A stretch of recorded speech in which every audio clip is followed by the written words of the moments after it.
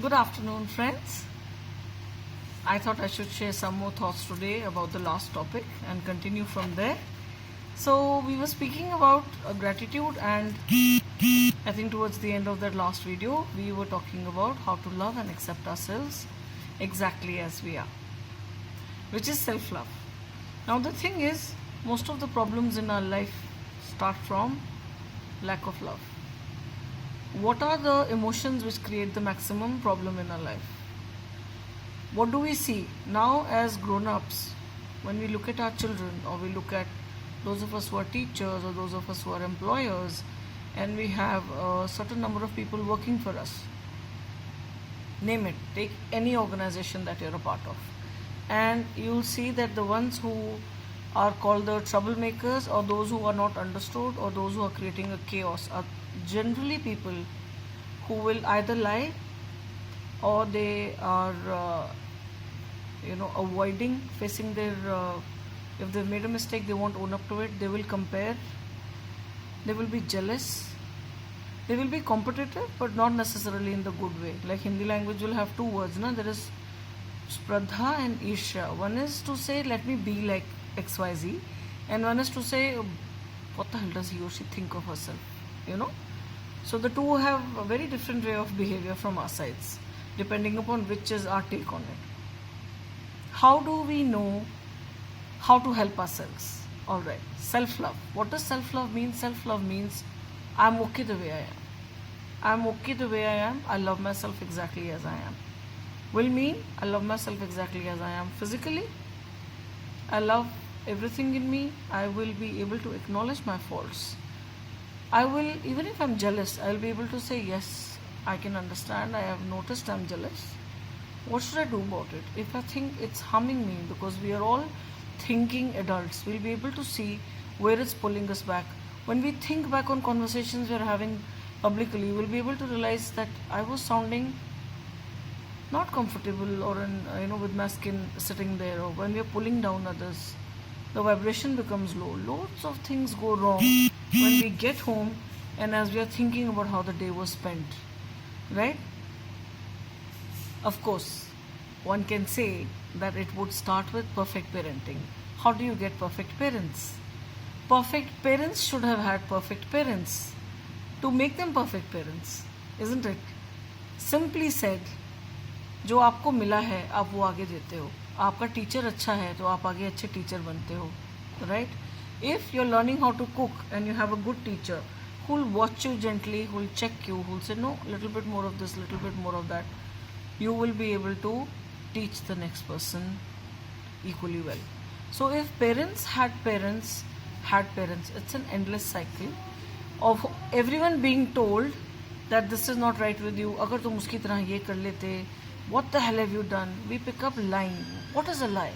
Lie would be, have you done this? No, I haven't. Have you finished your homework? Yes, I have. I can't find this. Did you pick it up? No, I didn't. Why is a child saying no? A child is saying no because he or she knows that if I admit it, I'll get into trouble. Why do you get jealous? Why is there a sense of he or she has this, I don't? Because you've noticed it around you that when he or she has this, they are thought of as being a little better than you. People compare you. That is why you think something is wrong with you. Where do these emotions come from? If all of us were able to be told, acknowledged, accepted, never compared, loved, be held as if there is something wonderful as an individual. Nobody needs to be told, you need to be like her and her and her and her. Pick up the study habits, pick up a face, pick up a body, pick up a complexion, pick up a height, pick up a size, and make something. Parents are doing it because parents have seen the society doing it. So it's not about a blame game. It's about knowing that when we love ourselves completely, these vibrations fall off. We stop comparing. We can look at hundreds of people around us, feel happy for them because we are at peace within ourselves, because we, after whatever hogwash or chaos the parents have ended up creating through childhood, now as grown-ups we are able to let it go. Easier said than done. Fine, these are a list which we all know this, that something or the other can go wonky in the upbringing. How do we now proceed to love ourselves? We need to quieten the inner mind. We need to. We need to quieten those voices in our head which are saying that you're not good enough, which is also the ego. So we know there is meditation. We know that meditation is very simple. I have shared in a couple of videos that all one needs to do is sit quietly once a day. Maybe yeah, once you get used to it and you realize how beautiful it is, maybe you'll sit more than once a day. But even if it's for a very short time once a day, it helps you feel better. What happens is, you can think of the mind as someone living on the first floor of your house, and it's like a chaotic child running around, having imaginary conversations, banging into things, or just making a lot of noise in the first floor room of your house. You can be seated in the lounge or the drawing room of the same house, comfortably reading a book. That's it. That's meditation. It's not about saying उसको रोक दो, वो नहीं भागेगा कूदेगा. Sit still. It's not a parental voice saying shut the hell up. It's just saying do what you're doing. I'm seated here comfortably.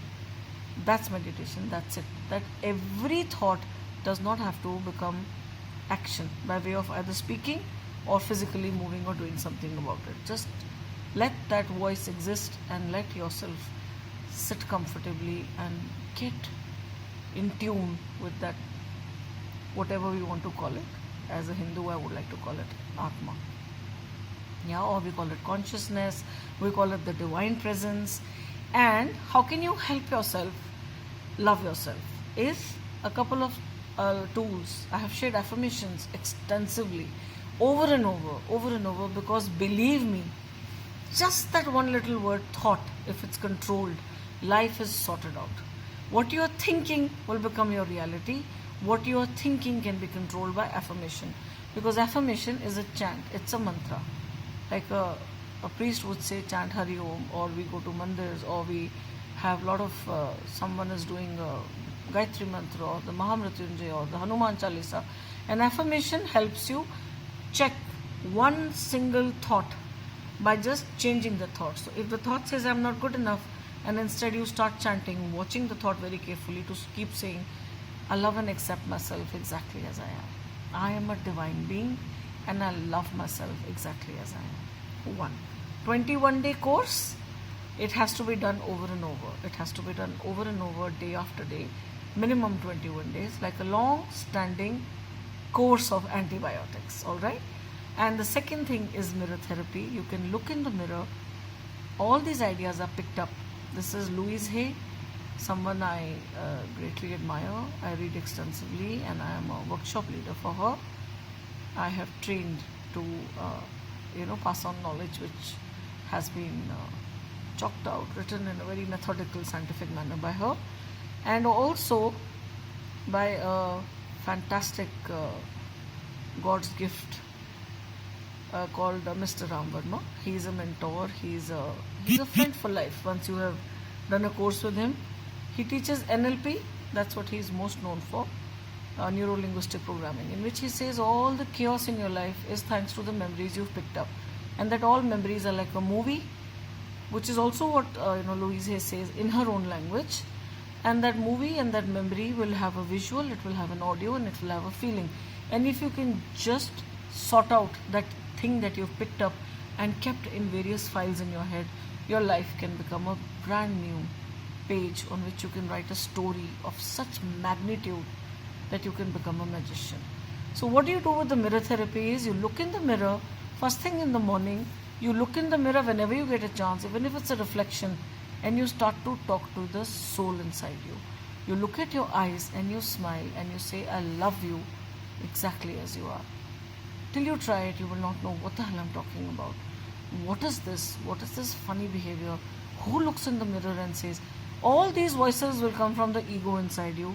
Please ignore it and learn to nurture and nourish and appreciate the fantastic person you are by constantly looking in the mirror and saying, what would you like me to do for you today?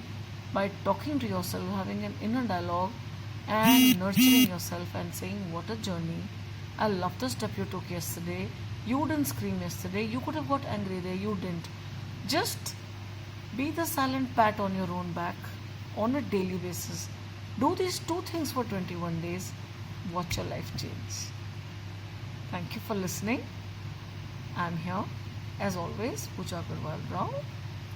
I shall be back with some more thoughts sooner than later. Have a brilliant day. Bye bye.